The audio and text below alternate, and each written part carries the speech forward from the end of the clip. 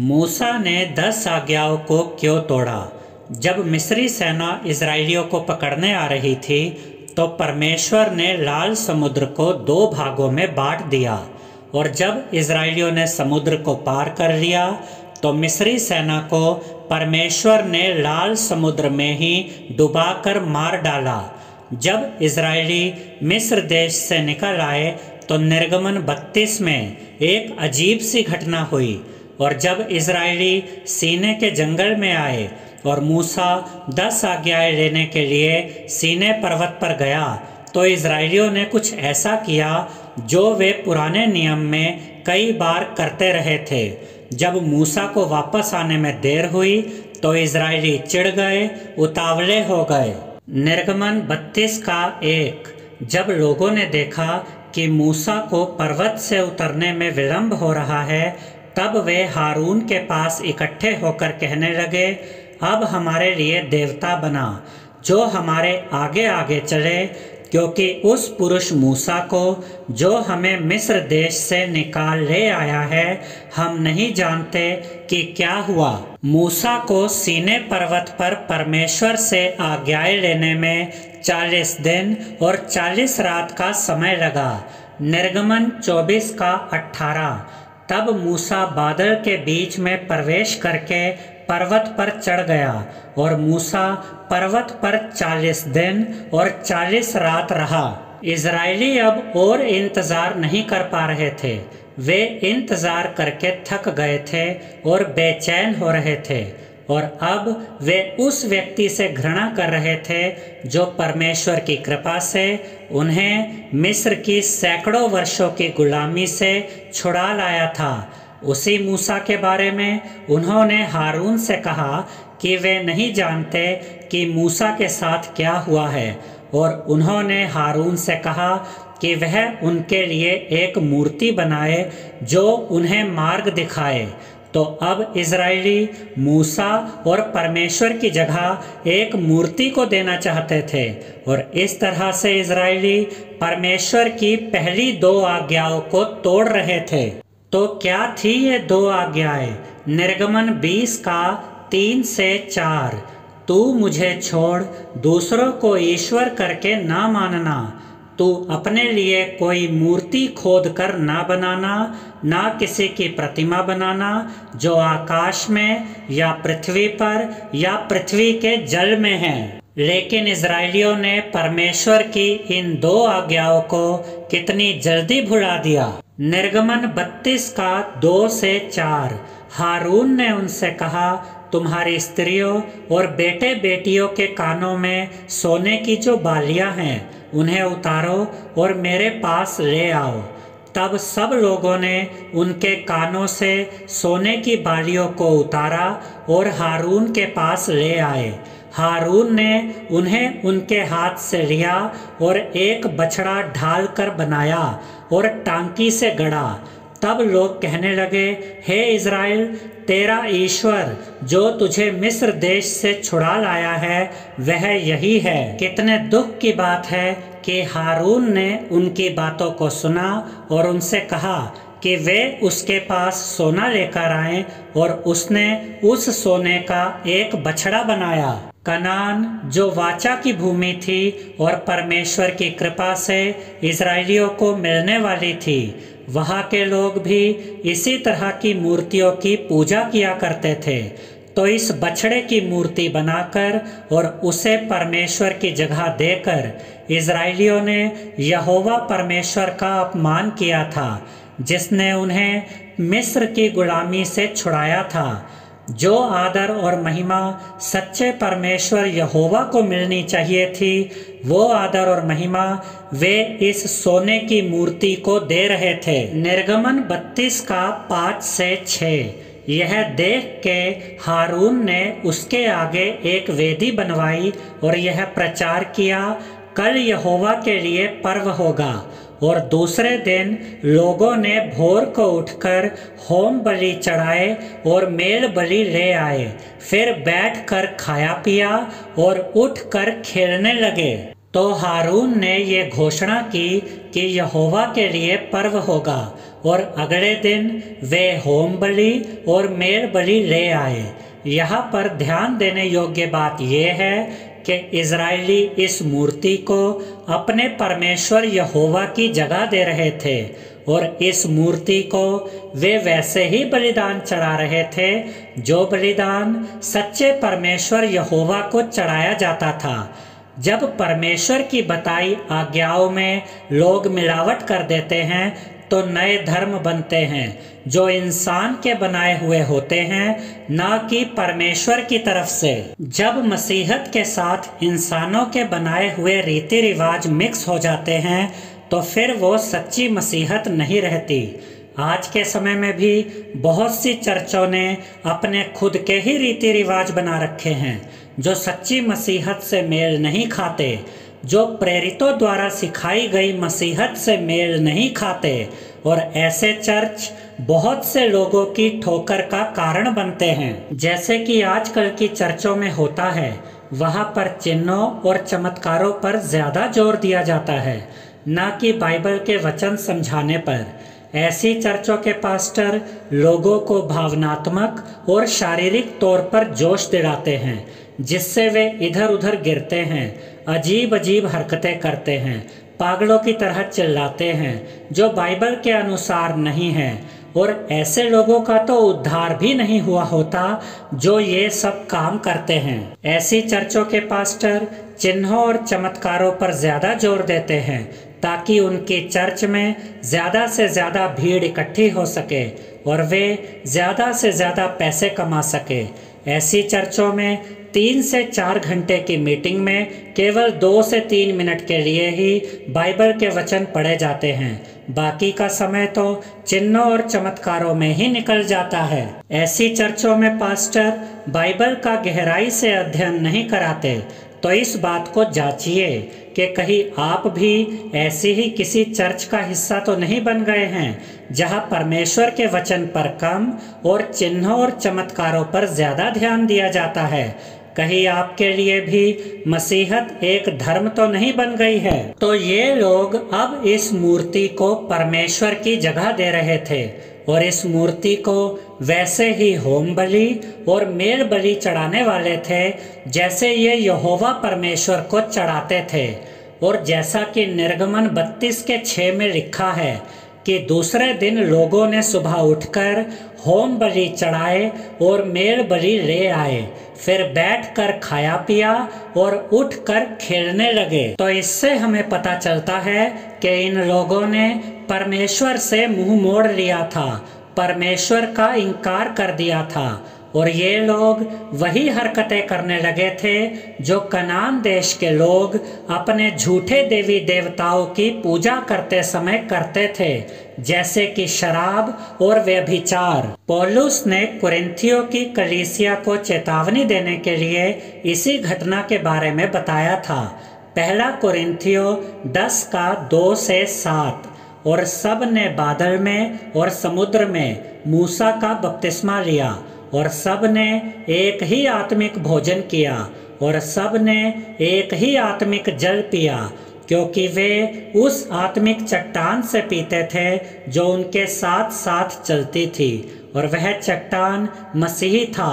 परंतु परमेश्वर उनमें से बहुतों से प्रसन्न न हुआ, इसलिए वे जंगल में ढेर हो गए। ये बातें हमारे लिए दृष्टांत ठहरी कि जैसे उन्होंने लालच किया वैसे हम बुरी वस्तुओं का लालच ना करें, और ना तुम मूर्ति पूजक बनो जैसे कि उनमें से कितने बन गए थे, जैसा लिखा है, लोग खाने पीने बैठे और खेलने कूदने लगे। निर्गमन 32 का 7 से 10। तब यहोवा ने मूसा से कहा, नीचे उतर जा, क्योंकि तेरी प्रजा के लोग जिन्हें तू मिस्र देश से निकाल ले आया है वे बिगड़ गए हैं और जिस मार्ग पर चलने की आज्ञा मैंने उनको दी थी उसको झटपट छोड़कर उन्होंने एक बछड़ा ढालकर बना लिया। फिर उसको दंडवत किया और उसके लिए बलिदान भी चढ़ाया और यह कहा है, हे इज़राइलियों, तुम्हारा ईश्वर जो तुम्हें मिस्र देश से छुड़ा ले आया है वह यही है। फिर यहोवा ने मूसा से कहा, मैंने इन लोगों को देखा और सुन, वे हठीले हैं। अब मुझे मत रोक, मेरा कोप उन पर भड़क उठा है जिससे मैं उन्हें भस्म करूं, परंतु तुझसे एक बड़ी जाति उपजाऊंगा। मूसा कई दिनों से परमेश्वर के साथ पर्वत पर था और उसे नहीं पता था कि नीचे इज़राइली क्या कर रहे थे। तब परमेश्वर ने मूसा से क्या कहा, नीचे उतर जा, क्योंकि तेरी प्रजा के लोग। तो परमेश्वर ने यहाँ इज़राइलियों के लिए ये नहीं कहा कि मेरे लोग, बल्कि परमेश्वर ने मूसा से कहा, तेरी प्रजा के लोग जिन्हें तू मिस्र देश से निकाल ले आया है वे बिगड़ गए हैं और उन्होंने इस मूर्ति के लिए मुझे त्याग दिया है। और परमेश्वर ने इज़राइलियों को हठीला कहा और ये भी कहा कि वह इज़राइलियों को भस्म कर देगा और मूसा से एक बड़ी जाति बनाएगा। निर्गमन 32 का 11 से 14। तब मूसा अपने परमेश्वर यहोवा को यह कह के मनाने लगा, हे यहोवा, तेरा कोप अपनी प्रजा पर क्यों भड़का है, जिसे तू बड़े सामर्थ्य और बलवंत हाथ के द्वारा मिस्र देश से निकाल लाया है। मिस्री लोग यह क्यों कहने पाए, वह उनको बुरे अभिप्राय से अर्थात पहाड़ों में घात करके धरती पर से मिटा डालने की मनसा से निकाल ले गया। तू अपने भड़के हुए कोप को शांत कर और अपनी प्रजा को ऐसी हानि पहुंचाने से फिर जा। अपने दास अब्राहम, इसहाक और याकूब को स्मरण कर, जिनसे तूने अपनी ही शपथ खाकर यह कहा था, मैं तुम्हारे वंश को आकाश के तारों के तुल्य बहुत करूँगा और यह सारा देश जिसकी मैंने चर्चा की है तुम्हारे वंश को दूंगा कि वे उसके अधिकारी सदैव बने रहें। तब यहोवा अपनी प्रजा की हानि करने से जो उसने कहा था पछताया। तो मूसा ने परमेश्वर से प्रार्थना की कि परमेश्वर इज़राइलियों को क्षमा कर दे और उनका नाश न करे। मूसा ने ये इसलिए नहीं कहा क्योंकि इज़राइली क्षमा के लायक थे, बल्कि मूसा ने ये इसलिए कहा क्योंकि ये परमेश्वर की प्रतिष्ठा का प्रश्न था। पहले तो मूसा ने ये कहा कि मिस्री लोग यहोवा परमेश्वर का नाम ये कहकर खराब करेंगे कि यहोवा परमेश्वर अपने लोगों को मिस्र से निकाल कर ले गया और बाद में उन्हें मार डाला। और फिर मूसा ने यहोवा को उसके वादे याद दिलाए जो उसने अब्राहम, इसहाक और याकूब से किए थे कि वह उनसे एक बड़ी जाति बनाएगा और वाचा की भूमि उन्हें देगा। तब यहोवा ने सभी इज़राइलियों का नाश नहीं किया, जैसा कि हम इसी अध्याय में आगे पढ़ेंगे। अब कोई यह कहेगा कि यहोवा परमेश्वर तो अपना निर्णय बदल देता है। यहोवा परमेश्वर तो अपनी योजना बदल देता है। और यहोवा परमेश्वर ने जब मूसा की प्रार्थना को सुना तो वह पछताया, और पछतावा तो गलती का होता है। तो इसका मतलब तो ये हुआ कि यहोवा परमेश्वर भी गलती करता है। तो इसका उत्तर है नहीं। मलाकी 3:6 में यहोवा कहता है, क्योंकि मैं यहोवा बदलता नहीं। इसी कारण हे याकूब की संतान, तुम नष्ट नहीं हुए। यिर्मयाह 18:8। तब यदि उस जाति के लोग जिसके विषय मैंने यह बात कही हो अपनी बुराई से फिरे, तो मैं उस विपत्ति के विषय जो मैंने उन पर डालने की ठानी हो पछताऊंगा। दूसरे शब्दों में, अगर लोग पछताएंगे या अगर वे यहोवा से प्रार्थना करेंगे जैसे कि यह मूसा ने की, तो यहोवा उन्हें क्षमा कर देगा। यहोवा परमेश्वर अपने लोगों के साथ एक संबंध रखता है। मूसा ने यहोवा को कोई ऐसी बात नहीं बताई जो यहोवा नहीं जानता था। बल्कि मूसा तो यहोवा के किए हुए वादों के आधार पर ये प्रार्थना कर रहा था कि हे यहोवा, आप इज़राइलियों को माफ़ कर दें। तो यहाँ पर यहोवा ने अपने किए हुए वादे के अनुसार इज़राइलियों को क्षमा किया। यहोवा ने सभी इज़राइलियों का नाश नहीं किया। इसका मतलब ये नहीं कि यहोवा ने उनके पापों के बारे में अपना मन बदल लिया था। सच तो ये है कि यहोवा ने उन्हें उनके पापों के लिए जिम्मेदार ठहराया। ऐसा नहीं है कि यहोवा ने कहा कि चलो ठीक है, अगर इनसे पाप हो गया है कोई बात नहीं। इज़राइलियों ने जो किया वो अभी भी यहोवा की नज़र में पाप ही था, लेकिन मूसा की प्रार्थना की वजह से यहोवा ने सभी इज़राइलियों का नाश नहीं किया। तो इस तरह से यहोवा ने ये सिद्ध किया कि यहोवा बदलता नहीं, और साथ ही यहोवा ने अपना अनुग्रह और अपनी दया दिखाई। निर्गमन 32 का 15 से 20। तब मूसा मुड़कर साक्षी की दोनों तख्तियों को हाथ में लिए हुए पहाड़ से उतर गया।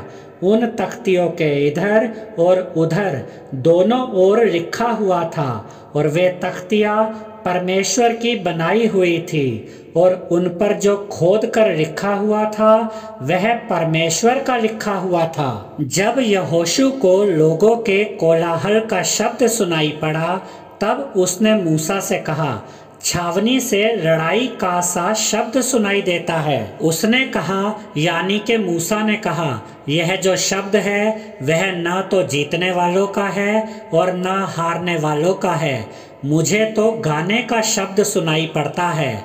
छावनी के पास आते ही मूसा को वह बछड़ा और नाचना दिखाई पड़ा। तब मूसा का कोप भड़क उठा और उसने तख्तियों को अपने हाथों से पर्वत के नीचे पटक कर तोड़ डाला। तब उसने उनके बनाए हुए बछड़े को लेकर आग में डाल के फूंक दिया और पीस कर चूर चूर कर डाला और जल के ऊपर फेंक दिया और इज़राइलियों को उसे पिलवा दिया। तो मूसा परमेश्वर के द्वारा लिखी हुई तख्तियाँ लेकर पहाड़ से नीचे उतर आया। यहोशू जो मूसा के साथ गया था, उसे इज़राइलियों की छावनी से शोर आता हुआ सुनाई दिया। तो उसे लगा कि किसी ने उन पर हमला कर दिया है, लेकिन मूसा ने उससे कहा कि ये कोई लड़ाई नहीं है, बल्कि ये लोग नाच गा रहे हैं। परमेश्वर ने मूसा को इस बारे में बता दिया था। अब हमें कैसे पता कि यहोशू मूसा के साथ पर्वत पर गया था? निर्गमन 24 का 13। तब मूसा यहोशू नामक अपने सेवक समेत परमेश्वर के पर्वत पर चढ़ गया। छावनी के पास आने पर जब मूसा ने सोने का बछड़ा देखा और देखा कि इज़राइली नाच गा रहे हैं, तो मूसा को क्रोध आ गया और उसने इस निराशा में, इस क्रोध में तख्तियों को पटक कर तोड़ दिया कि इज़राइलियों ने कितनी जल्दी और कितनी आसानी से यहोवा परमेश्वर को त्याग दिया था।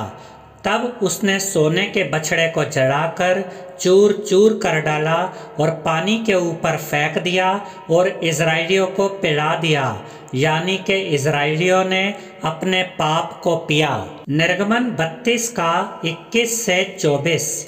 तब मूसा हारून से कहने लगा, इन लोगों ने तेरे साथ क्या किया कि तूने उनको इतने बड़े पाप में फंसाया? हारून ने उत्तर दिया, मेरे प्रभु का कोप न भड़के। तू तो इन लोगों को जानता ही है कि ये बुराई में मन लगाए रहते हैं, और उन्होंने मुझसे कहा, हमारे लिए देवता बनवा जो हमारे आगे आगे चले, क्योंकि उस पुरुष मूसा को जो हमें मिस्र देश से छुड़ा लाया है हम नहीं जानते कि क्या हुआ। तब मैंने उनसे कहा, जिस जिसके पास सोने के गहने हों वे उनको उतार लाए, और जब उन्होंने मुझको वह दिया मैंने उन्हें आग में डाल दिया तब यह बछड़ा निकल पड़ा। मूसा के अनुसार ये हारून की जिम्मेदारी थी कि वह इजराइलियों को यहोवा परमेश्वर की आज्ञाओं पर चलाता, उनका मार्गदर्शन करता, लेकिन उसने तो इजराइलियों को पाप में धकेल दिया। अपनी गलती मानने की बजाय हारून ने सारा दोष इजराइलियों पर डाल दिया, जैसे कि उन्होंने उसे मजबूर किया हो। और उसने मूसा से कहा कि जब मैंने सोने के गहने आग में डाल दिए तब यह बछड़ा निकल पड़ा, यानी कि यह बछड़ा अपने आप बन गया।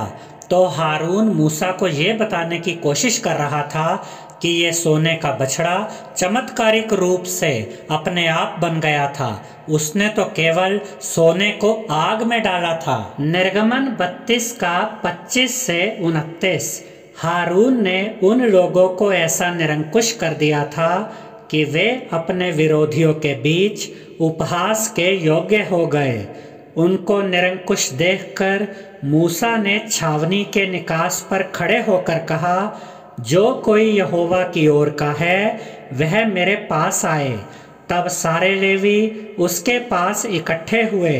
उसने उनसे कहा, इज़राइल का परमेश्वर यहोवा यो कहता है कि अपनी अपनी जांघ पर तलवार लटकाकर छावनी के एक निकास से दूसरे निकास तक घूम घूम कर अपने अपने भाइयों, संगियों और पड़ोसियों को घात करो। मूसा के इस वचन के अनुसार लेवियों ने किया और उस दिन 3000 के लगभग लोग मारे गए।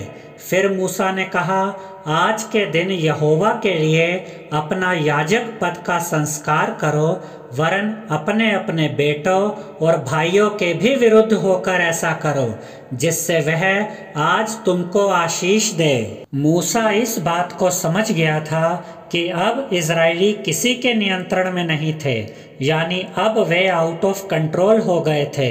मूसा चाहता था कि वे अपने पापों का पश्चाताप करें, लेकिन बहुत से इजरायलियों ने अब भी पश्चाताप नहीं किया था।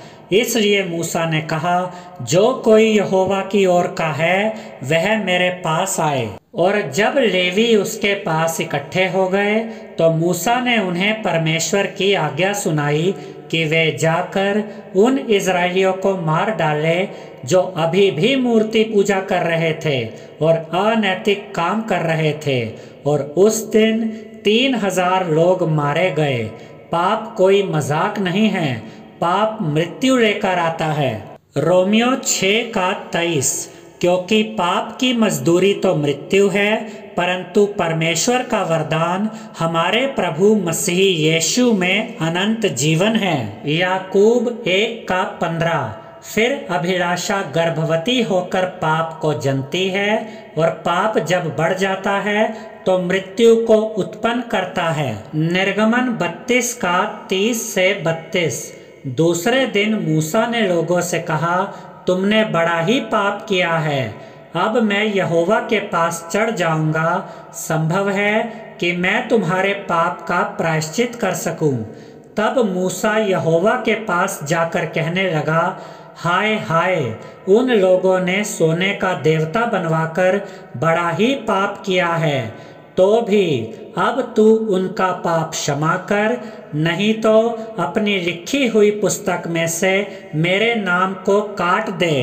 तो अगले दिन मूसा ने लोगों को उनके पाप याद कराए और उसने कहा कि वह उनकी तरफ से परमेश्वर से क्षमा मांगेगा, प्रायश्चित करेगा।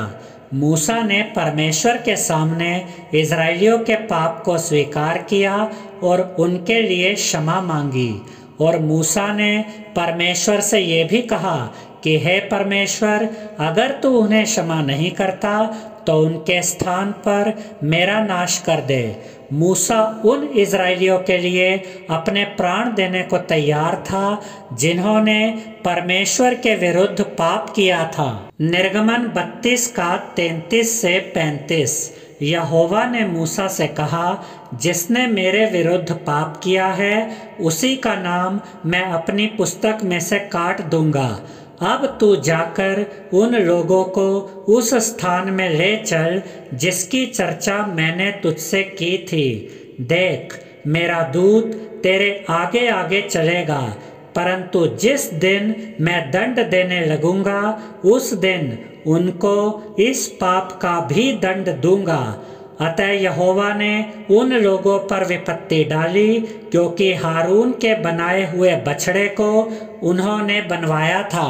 तो परमेश्वर ने मूसा से कहा कि जिन लोगों ने परमेश्वर के विरुद्ध पाप किया था उन्हें उनके किए का दंड मिलेगा। लेकिन अब परमेश्वर सभी इजराइलियों का नाश नहीं करने वाला था, और बाद में जिन इजराइलियों ने उस सोने के बछड़े को बनवाया था और परमेश्वर के विरुद्ध पाप किया था, परमेश्वर ने उन पर विपत्ति डाली। हालांकि मूसा ने परमेश्वर से इजराइलियों के लिए प्रार्थना की थी और उनके पापों के लिए क्षमा मांगी थी, लेकिन परमेश्वर इजराइलियों के पाप मूसा पर नहीं डालना चाहता था। परमेश्वर इजराइलियों के पापों की सजा मूसा को नहीं देना चाहता था, क्योंकि मूसा में भी तो पाप था। इसलिए मूसा दूसरों के पापों की सजा नहीं भुगत सकता था। बाइबल का ये अध्याय इस बात की तरफ इशारा था कि एक दिन परमेश्वर मनुष्य का रूप लेकर आएगा जिसमें कोई पाप नहीं होगा, और वो पूरी मनुष्य जाति के पापों का बोझ अपने ऊपर उठा लेगा, और वही मसीहा होगा, यानी कि यीशु मसीह। इब्रानियों 7 का 26 से 27। अतः ऐसा ही महायाजक हमारे योग्य था, जो पवित्र और निष्कपट और निर्मल और पापियों से अलग और स्वर्ग से भी ऊंचा किया हुआ हो। उन महायाजकों के समान उसे आवश्यक नहीं कि प्रतिदिन पहले अपने पापों और फिर लोगों के पापों के लिए बलिदान चढ़ाए, क्योंकि उसने अपने आप को बलिदान चढ़ाकर उसे एक ही बार में पूरा कर दिया। यूहन्ना 1 का 29।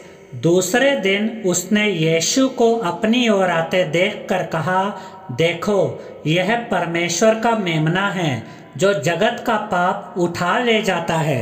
आखिर क्यों इजराइलियों ने वो सोने का बछड़ा बनाया? हो सकता है कि कोई कहे कि अन्य जातियों की मूर्तियों से उन्हें प्रेरणा मिली होगी, क्योंकि अन्य जातियों के लोग भी इसी प्रकार की मूर्तियां बनाकर उनकी पूजा किया करते थे, तो इजराइलियों ने भी उन्हीं से प्रभावित होकर ये मूर्ति बना डाली।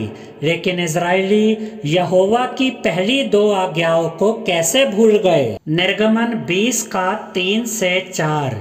तू मुझे छोड़ दूसरों को ईश्वर करके ना मानना। तू अपने लिए कोई मूर्ति खोद कर न बनाना, न किसी की प्रतिमा बनाना जो आकाश में या पृथ्वी पर या पृथ्वी के जल में है। वह सोने का बछड़ा केवल एक मूर्ति नहीं था, बल्कि उसका एक गहरा अर्थ था। पहला अर्थ तो ये कि जो भी सोना इजराइलियों के पास था, वो सोना उन्हें परमेश्वर की दया से ही मिला था। निर्गमन 12 का 35 से 36। इजराइलियों ने मूसा के कहने के अनुसार मिस्रियों से सोने चांदी के गहने और वस्त्र मांग लिए, और यहोवा ने मिस्रियों को अपनी प्रजा के लोगों पर ऐसा दयालु किया कि उन्होंने जो जो मांगा वह सब उनको दिया। इस प्रकार इजराइलियों ने मिस्रियों को लूट लिया, और इसी सोने का जो उन्हें परमेश्वर की दया से मिला था, उससे उन्होंने सोने का बछड़ा बना दिया, ये मूर्ति बना दी। बाइबल का ये अध्याय हमें ये भी सिखाता है कि हमें उन चीज़ों की आराधना नहीं करनी है जो परमेश्वर ने हमें दी है, बल्कि हमें तो केवल परमेश्वर की आराधना करनी है। और इस सोने के बछड़े का दूसरा अर्थ ये था कि इजरायली बेचैन हो गए थे, वे सब्र नहीं रख पाए। उन्होंने बहुत दिनों तक मूसा के सीने पर्वत से वापस लौटने का इंतजार किया, लेकिन परमेश्वर उनके टाइम टेबल के अनुसार नहीं चल रहा था। इसलिए उन्होंने अपनी मर्जी पर चलना शुरू कर दिया और परमेश्वर के विरुद्ध पाप किया। आज के समय में हमारे पास बाइबल है, लेकिन फिर भी बहुत से मसीही परमेश्वर के विरुद्ध काम करने लगते हैं, क्योंकि परमेश्वर उनके टाइम टेबल के अनुसार नहीं चलता। वे चाहते हैं कि परमेश्वर वही सब करे जो कि उनकी मर्जी के अनुसार हो। वो परमेश्वर को अपने हिसाब से चलाना चाहते हैं और ऐसे मसीही बेचैन होकर वे सब काम करने लगते हैं जो परमेश्वर की मर्जी में नहीं होते। तीतुस 2:13 और उस धन्य आशा की अर्थात अपने महान परमेश्वर और उद्धारकर्ता यीशु मसीह की महिमा के प्रकट होने की बाट जोहते रहें। सीने पर्वत पर जाने से पहले मूसा ने पुरनियों को आज्ञा दी थी। निर्गमन 24:13 से 14। तब मूसा यहोशू नामक अपने सेवक समेत परमेश्वर के पर्वत पर चढ़ गया और पुरनियों से वह यह कह गया, जब तक हम तुम्हारे पास फिर न आए तब तक तुम यही हमारी बाट जोहते रहो। और सुनो, हारून और हूर तुम्हारे संग हैं, यदि किसी का मुकदमा हो तो उन्हीं के पास जाएं। लेकिन इंतजार लंबा हो गया और इजरायली बेचैन हो गए और उन्होंने अपनी मर्जी पर चलना शुरू कर दिया, जो बाद में उन्हीं की शर्मिंदगी का कारण बना और वे इंतजार करने की इस परीक्षा में असफल हो गए और इसके नतीजे बहुत खतरनाक हुए। ऐसे ही हमारे जीवन में भी इंतजार करने की बहुत सी परीक्षाएं आती हैं और इंतजार करते समय विश्वास बनाए रखना, प्रार्थना करते रहना और आज्ञाओं पर चलते रहना बहुत मुश्किल हो जाता है, क्योंकि शैतान हमें प्रलोभन देता है कि हम इन मुश्किलों का हल अपनी बुद्धि से निकालें, बजाय इसके कि हम परमेश्वर में विश्वास बनाए रखें कि परमेश्वर अपने समय पर और अपनी मर्जी में हमारी समस्याओं को दूर करेगा। यशाया 64:4। क्योंकि प्राचीन काल ही से तुझे छोड़ कोई और ऐसा परमेश्वर ना तो कभी देखा गया और न कान से उसकी चर्चा सुनी गई, जो अपनी बाट जोहने वालों के लिए काम करे। बाइबल की ये आयत हमारे लिए अनमोल है, जो हमें ये हिम्मत देती है कि अगर हम परमेश्वर में विश्वास बनाए रखते हैं तो परमेश्वर हमारे लिए सब कुछ करता है। बाइबल की ये आयत यीशु में विश्वास करने वालों को सुकून और हिम्मत देती है और जो गलती इजराइलियों ने की वह गलती आप ना करें। अपने जीवन में किसी भी चीज को परमेश्वर का स्थान न दें। मेरे भाइयों, मेरी बहनों, अगर आप चाहते हैं कि बाइबल का ये संदेश ज़्यादा से ज़्यादा लोगों तक पहुँचे और ज़्यादा से ज़्यादा लोग आशीषित हों, तो इस वीडियो को लाइक करें, शेयर करें और हमारे चैनल को सब्सक्राइब करें। प्रभु यीशु मसीह के नाम में आमीन।